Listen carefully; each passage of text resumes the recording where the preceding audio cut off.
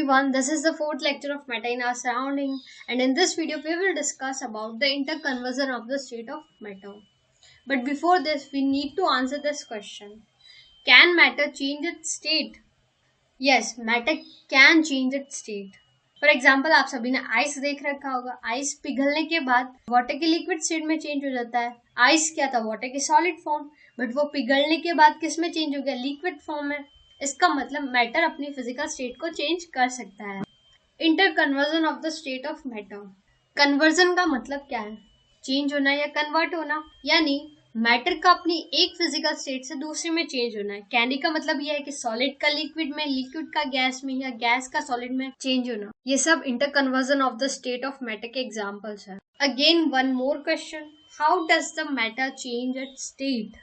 अब मैटर अपने physical state को चेंज कर सकती है. अब वो कैसे चेंज होती है, ऐसा क्यों होता है, वो देखते हैं. चेंजिंग टेम्परेचर, प्रेशर और both can change matter from one physical state to another. क्या होता है ना, जब भी हम किसी मैटर या सब्सटेंस का टेम्परेचर, प्रेशर या दोनों को चेंज करते हैं तो मैटर की फिजिकल स्टेट क्या हो जाती है, वो भी चेंज हो जाती है.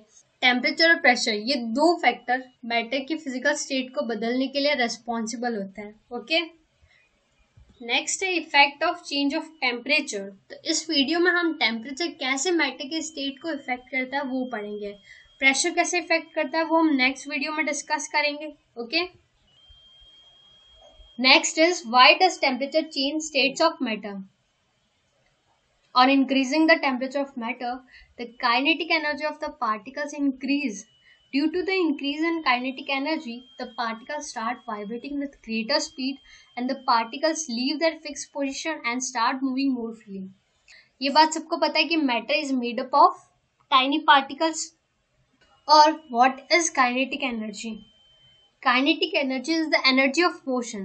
यानी अगर किसी भी मैटर का हम टेम्परेचर इंक्रीज करते हैं तो उसकी काइनेटिक एनर्जी भी इंक्रीज होती है. और काइनेटिक एनर्जी की वजह से क्या होता है, पार्टिकल्स मूव करना स्टार्ट हो जाता है और यू कैन से वाइब्रेट होना स्टार्ट हो जाता है. और जैसे जैसे हम टेम्परेचर बढ़ाते हैं तो क्या होता है कि काइनेटिक एनर्जी भी बढ़ती जाती है और पार्टिकल्स और ज़्यादा फ्रीली मूव करना स्टार्ट हो जाता है.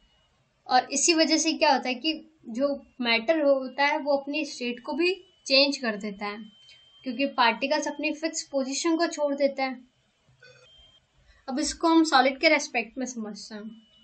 सॉलिड की पार्टिकल अरेंजमेंट आप देख सकते हो, एकदम क्लोजली पैक्ड और एकदम वेल अरेंज्ड है, सारे लाइन में है. जब हम इसका टेम्परेचर इंक्रीज करते हैं तो पार्टिकल्स की काइनेटिक एनर्जी इंक्रीज होना स्टार्ट हो जाती है और काइनेटिक एनर्जी की वजह से जो पार्टिकल्स है वो क्या वाइब्रेट करना स्टार्ट हो जाता है. अब जैसे जैसे टेम्परेचर इंक्रीज होता है पार्टिकल्स की काइनेटिक एनर्जी भी बढ़ती जाती है और पार्टिकल्स दूर दूर जाना स्टार्ट हो जाता है. और एक टाइम ऐसा आता है कि जब सॉलिड किस में चेंज हो जाता है, लिक्विड में. और इस प्रोसेस को हम क्या बोलते हैं, मेल्टिंग.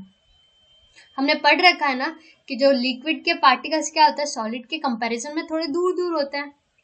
अब अगर हम लिक्विड का टेम्परेचर बढ़ाएं तो क्या होगा, लिक्विड के पार्टिकल्स जो ऑलरेडी दूर दूर थे और टेम्परेचर बढ़ाने से क्या होगा, और ज़्यादा दूर दूर जाना स्टार्ट हो जाएंगे. और एक टाइम ऐसा आएगा जब लिक्विड किस में चेंज हो जाएगी, गैस में.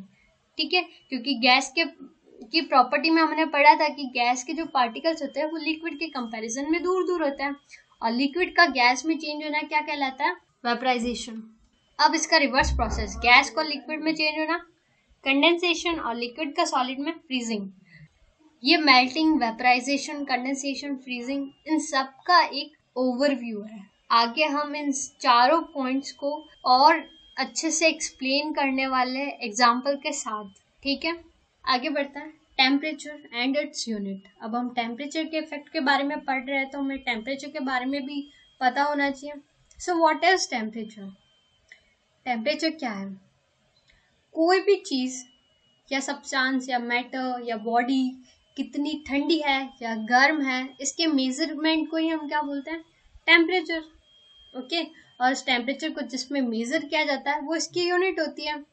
सो there are 3 units which we use to measure the temperature. कौन कौन सी हैं, केल्विन, सेल्सियस और फ़ारेनहाइट.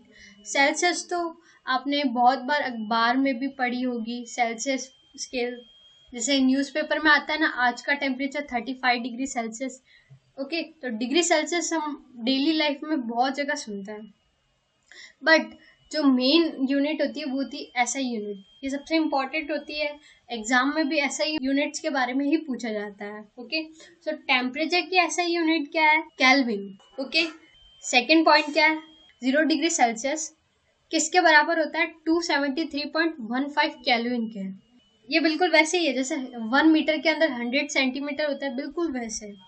थर्ड पॉइंट बहुत इंपॉर्टेंट है, kelvin is equal to Celsius plus 273। या केल्विन का मतलब केल्विन टेम्परेचर और सेल्सियस का मतलब सेल्सियस में जो टेम्परेचर होता है वो। तो इसको केल्विन और सेल्सियस के बीच का रिलेशन या फॉर्मूला कह सकते हो। इस पे बहुत सारे सवाल पूछे भी गए। ये क्वेश्चन है, convert the temperature of 30 degree Celsius to kelvin scale. यानी आपको एक टेम्परेचर दे रखा है 30 डिग्री सेल्सियस और उसको आपको किस में बदलना है? केल्विन के अंदर। बहुत सिंपल है, आपको बस ये फॉर्मूला लगाना है और उसकी वैल्यू पुट करनी है। ठीक है, we all know this formula, kelvin temperature is equal to Celsius plus 273। अब हमें सेल्सियस की वैल्यू दे रखी है तो सेल्सियस की जगह उस वैल्यू को पुट कर देते हैं। तो kelvin is equal to 30 plus 273 which is equal to 303 kelvin. Okay, I hope आज हमने जो कुछ भी पढ़ा है आपको समझ में आया होगा।